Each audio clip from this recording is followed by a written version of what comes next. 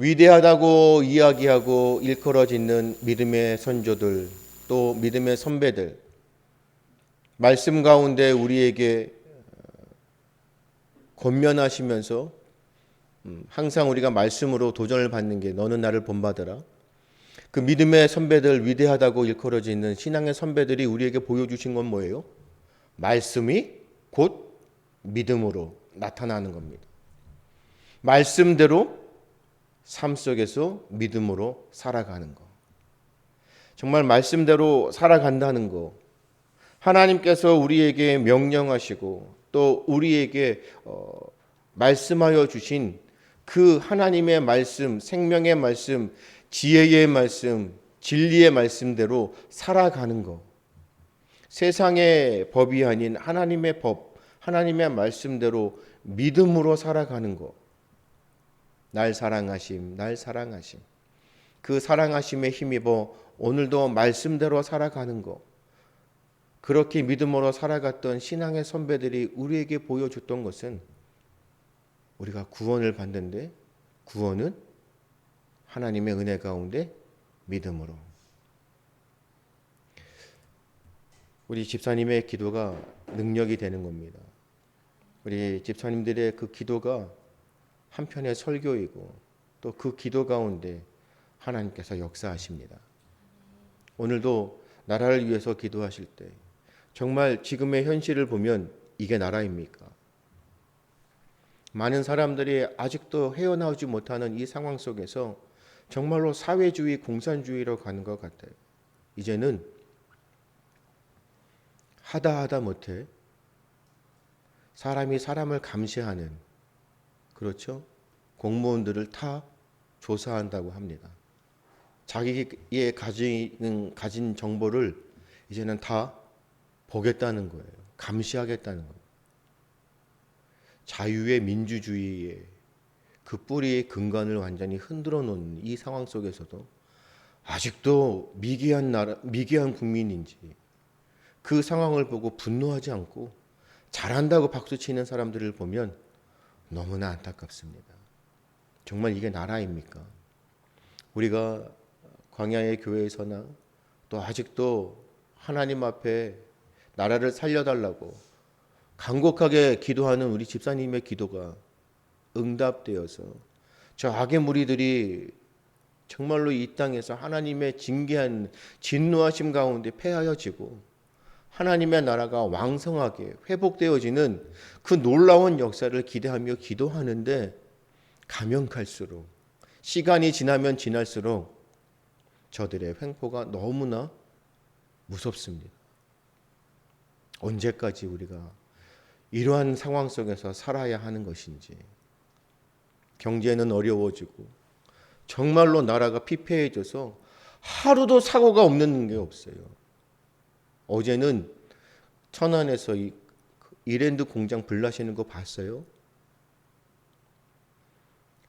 하루도 사람들이 교통사고로 죽지 않는 사건 사고가 없는 이런 날이 없는 너무나도 각박한 세상, 무서운 세상에 살고 있어요. 그럼에도 불구하고 우리는 누구를 의지합니까? 하나님을 의지하고 하나님께서 회복하시리라 믿고 회개하고 기도하며 부르짖는데 우리의 기도에 하나님이 응답하시지 않는 것 같아 너무나 안타깝습니다. 추수감사주일입니다. 씨를 뿌려서 이제는 익은 곡식을 거둬들입니다. 추수합니다. 그래서 그것을 감사합니다. 그런데 진정으로 우리의 마음에 감사가 넘치나요? 정말로 추수감사주일에 우리가 하나님 앞에 감사하고 있나요? 상황을 보고 환경을 보면 감사가 나올 수가 없어요. 무엇을 추수했나요? 우리가 무슨 씨를 뿌렸죠?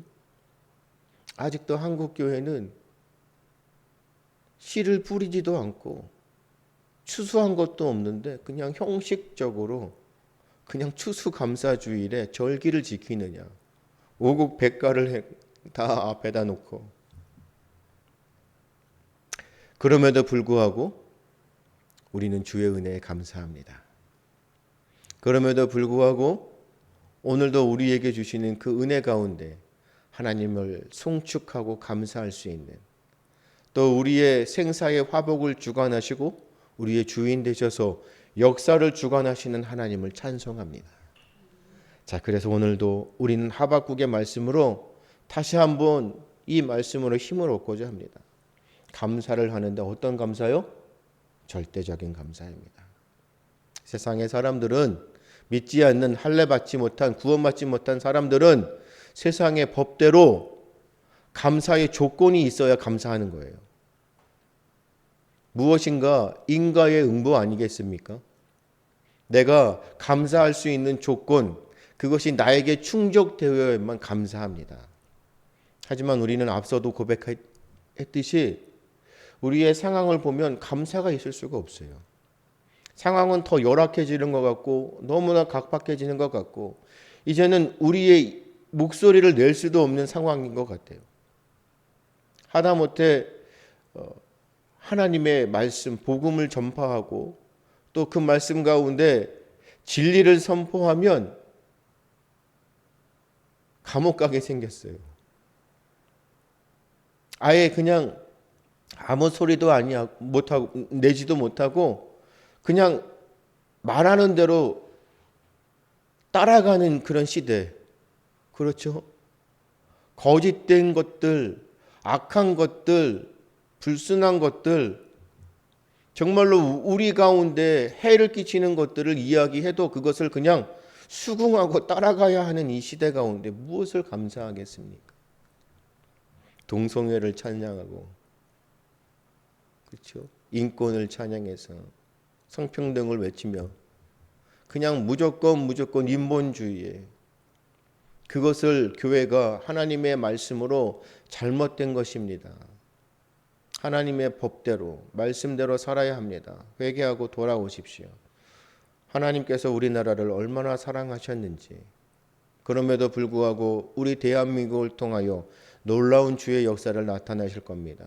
그러니 주의 백성들 하나님의 진리 가운데 굳게 서서 흔들리지 말고 요동하지 말고 하나님만 바라보시고 오늘도 이 어둠의 시대의 빛의 자녀들로 살아가십시오. 당당하게 외치며 하나님의 진리를 선포해야 하는데 우리는 잠잠히 누워만 있고 자고 있습니다. 이러한 시대 가운데에서 우리가 무엇을 감사해요? 그럼에도 불구하고 우리는 감사합니다. 절대적인 감사. 전에 우리 집사님들에게 감사에 대해서 말씀드렸는데 기억나시는지 모르겠어요. 바로 물리적인 감사입니다. 지금 제가 말씀드렸다시피 조건적인 거예요. 세상적으로 이야기하는 내게 감사할 수 있는 조건이 충족이 되어야 돼요.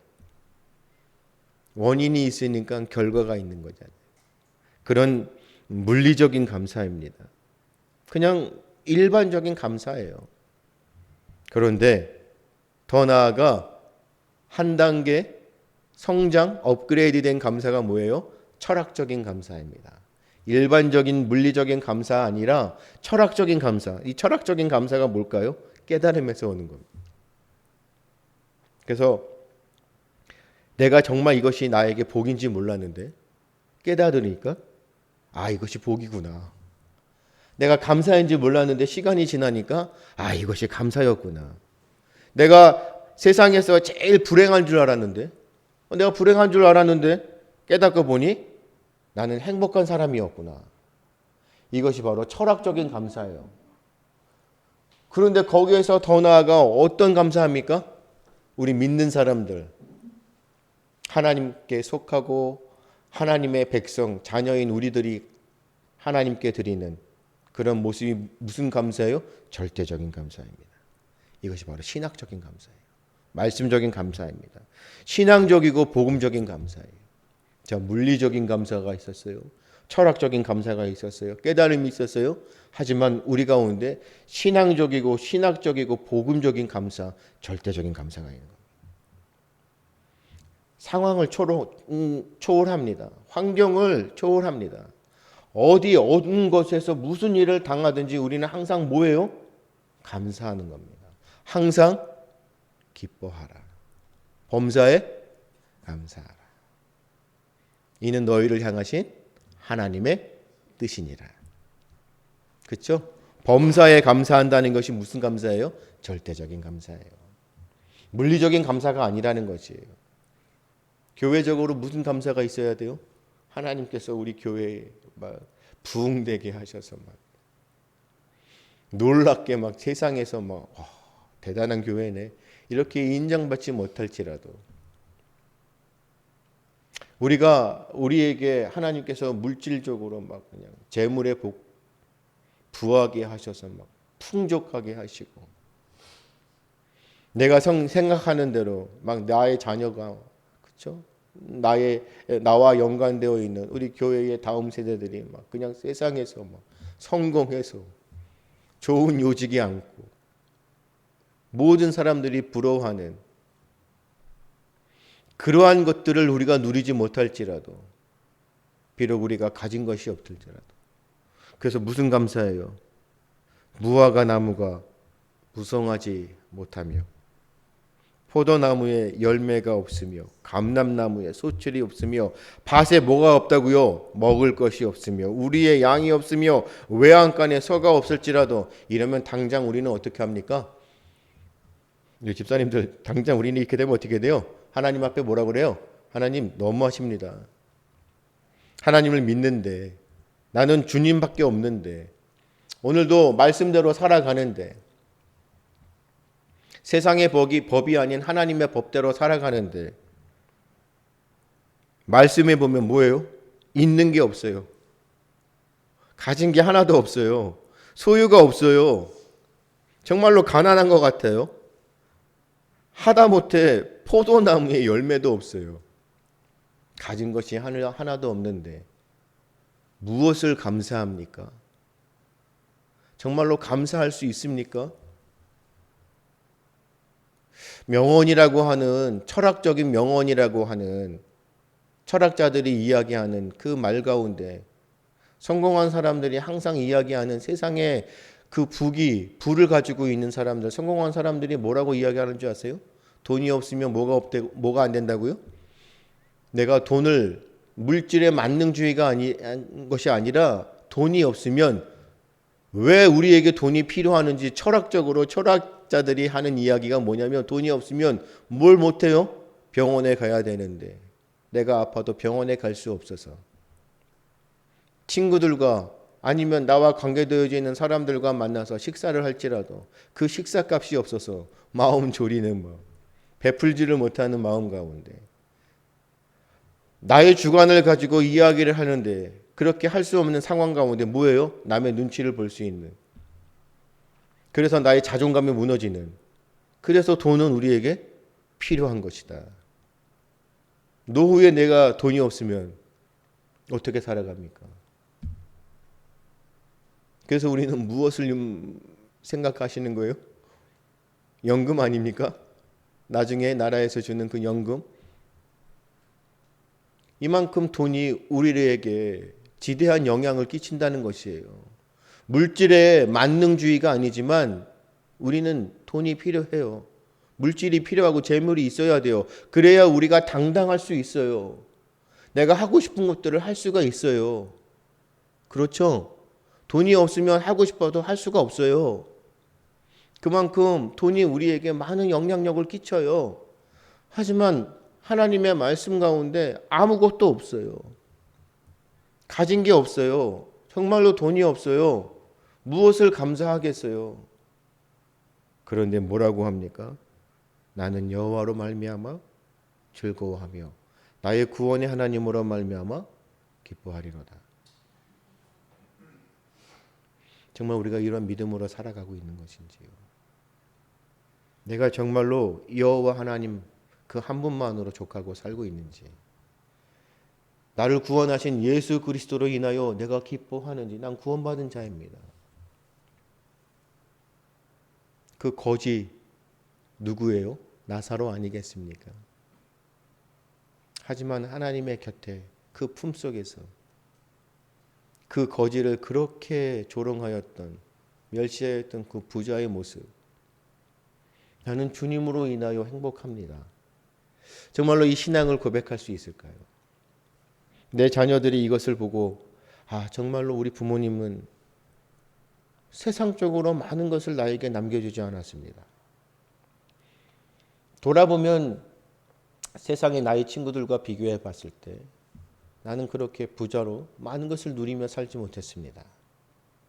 하지만 나의 부모님들은 나에게 유산을 물려주셨고 믿음을 물려주셨고 그 믿음의 모습 가운데 주님 한 분으로 족하시는 그 마음 가운데 즐거워하고 기뻐하는 그 모습 가운데 날마다 삶 속에서 주님을 찬양하고 그 가운데 늘 행복한 모습으로 기쁨으로 살아가셨던 나의 부모님들의 그 믿음을 나는 보고 자랐습니다.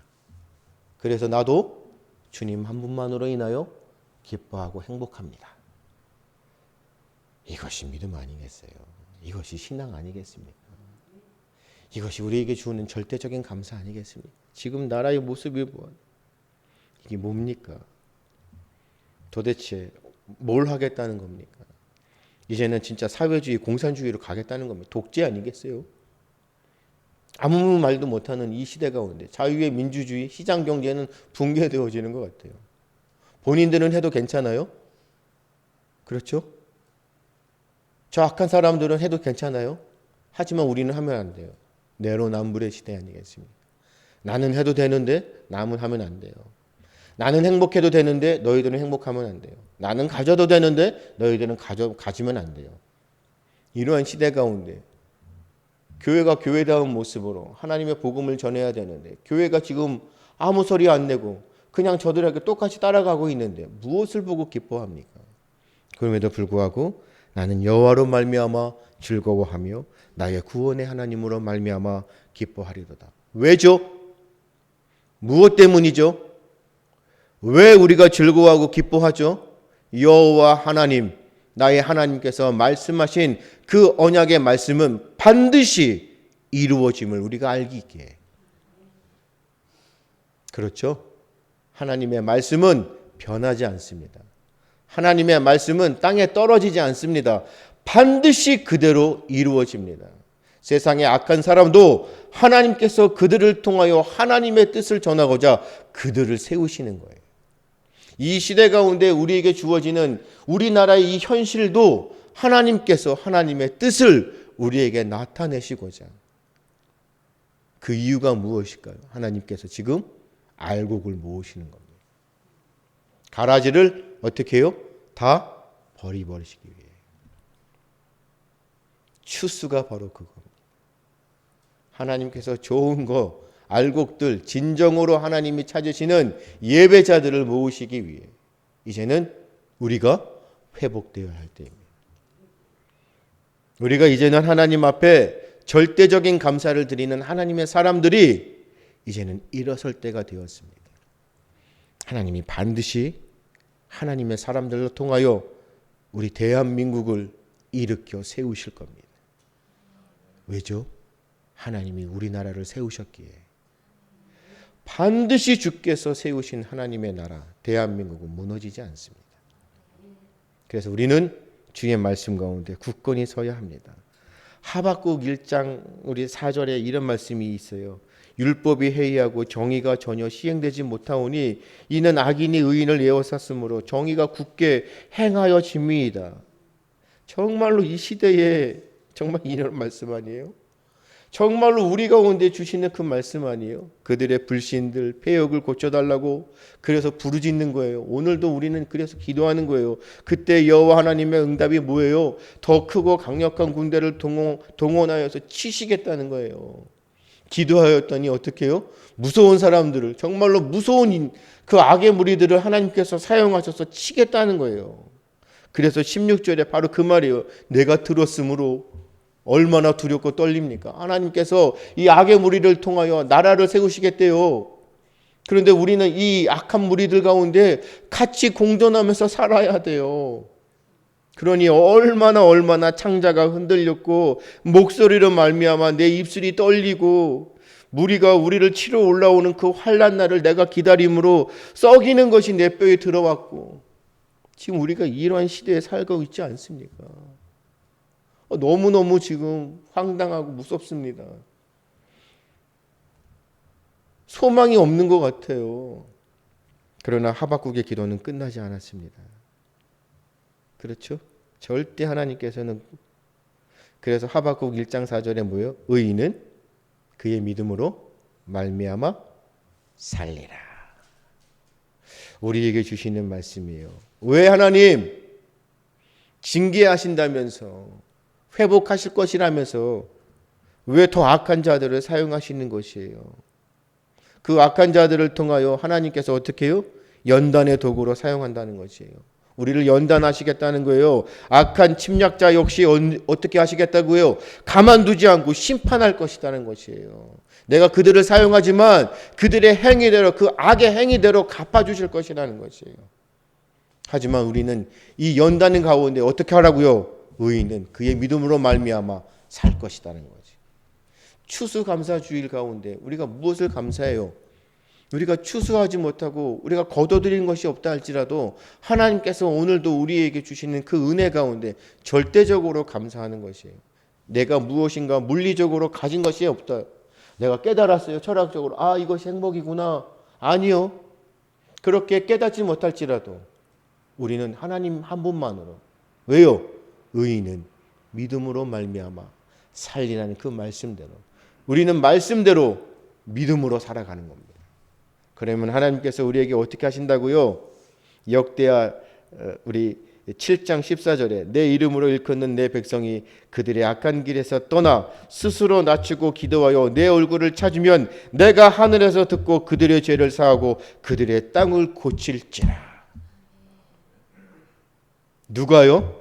누가 기도하면요? 내 일컬음으로 일컫는 내 백성이 그들의 악한 길에서 떠나 스스로 낮추고 기도하여 내 얼굴을 찾으면 내가 하늘에서 듣고 그들의 죄를 사하고 그들의 땅을 고칠지라.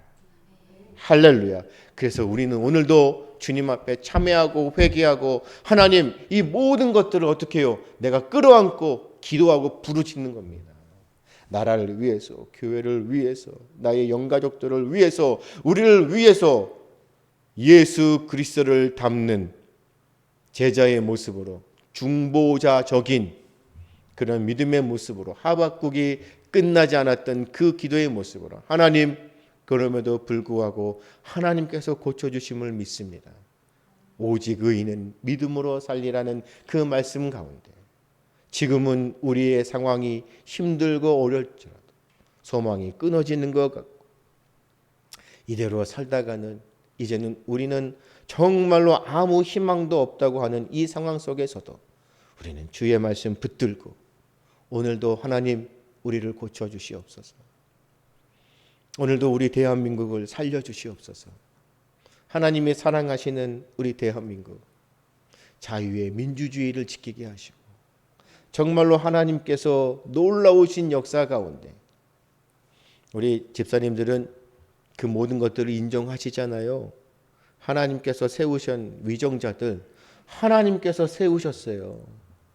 그들의 마지막이 어떠한 모습일지라도 하나님께서 그들 하나하나를 세우셨어요. 왜요? 그들을 통하여 하나님께서 우리나라를 이끌어 가신잖아요. 결론은 안 좋았었어요. 그렇죠? 결론은 나빴어요. 하지만 그들을 통하여 세계가 주목하는 대한민국이 되었어요. 한강의 기적이 모든 나라의 기적이 될까요? 안 돼요. 정말로 박정희라는 대통령이 없었으면 우리나라가 이렇게 부국 강병이 이룰 수가 없었어요. 새마을 운동이 과연 일어날 수 있었을까요? 경제적으로 우리가 탄탄한 나라가 되어 수 있을까요? 하나님께서 그 위정자 대통령을 세워서 우리나라를 이렇게 일으키셨다고요. 그리고 우리나라의 시장의 경제를 세워주셨다고요. 정말로 자유의 민주주의를 주셨다고요. 하나님 나라의 기본으로 삼으셨다고요. 그것을 위하여 대한민국에 하나님께서 세우신 핏값으로 세우신 우리 교회, 한국 교회가 이끌어갔다고요. 세계를 주도해 왔다고요. 세계 선교의 전초기지가 우리 한국이었다고요. 한국 교회가 그것을 감당할 것입니다. 그렇기 위해서는 우리는 어떻게 해야 돼요? 종교 개혁자들이 그렇게 외쳤던 솔라 피데 아니에요. 솔라 피데. 뭐죠? 솔라 피데. 오직 믿음으로.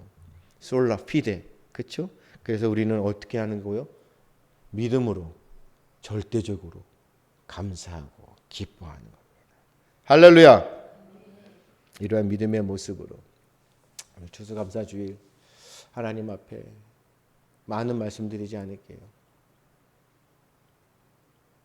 정말로 이 말씀이 우리에게 도전이 되어서 회개하셔야 돼요. 아직도 말씀을 선포하면서 하나님의 말씀대로 이루어질 것을 기대하면서도 우리 마음 가운데 무엇이 있어요? 회의적이 되는 것이고 우리 마음에 무엇이 있어요? 불신이 있는 것이고 과연 그렇게 될까? 하나님의 말씀을 들으면서도 내 마음에 아멘으로 응답하지만 또 한편으로 우리는 연약한 인간이기에 우리의 현실을 보면 과연 그것이 될까? 과연 그것이 언제 될까? 오늘도 주님의 말씀으로 하나님 앞에 회개하고 나아갑니다.